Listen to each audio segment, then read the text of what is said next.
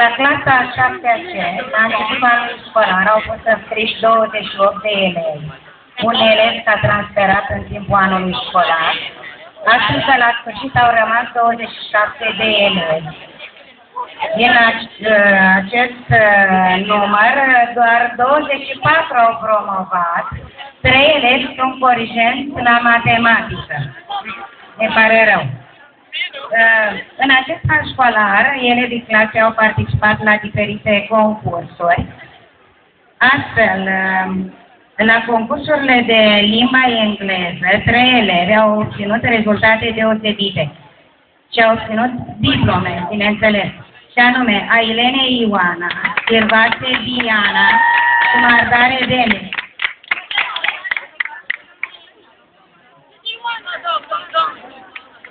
Pentru participarea în acest an școlar la concursul internațional de matematică aplicată Canguru, au primit diplome următorii elevi: Spătaru Dănuț, Flavie Alin, Topor Alexandra,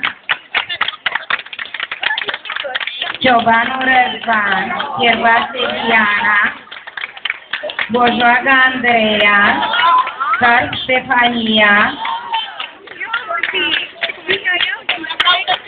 Puiu Miruna, Mirona Cătălina, Arcăleanu Alina, Bozianu Adrian și Elie Codruț.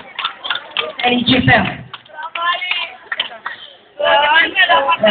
În acest an școlar, pentru rezultate deosebite obținute la învățătură și disciplină, s-au remarcat următorii elevi, și anume Ailene Ioana, care a primit premiul de excelență, media 10, premiul 1, Chirvase Diana, premiul 2, Arcăleanu Alina și Bravie Alin, premiul 3, Topor Alexandra și Spătaru Dănuț și mențiuni Carp Stefania, Cioraru Iosebiu, Miron Cătălina, Afrăsine Iosebiu și Puiu Miruna. Felicit toți elevii și vă doresc vacanță plăcută!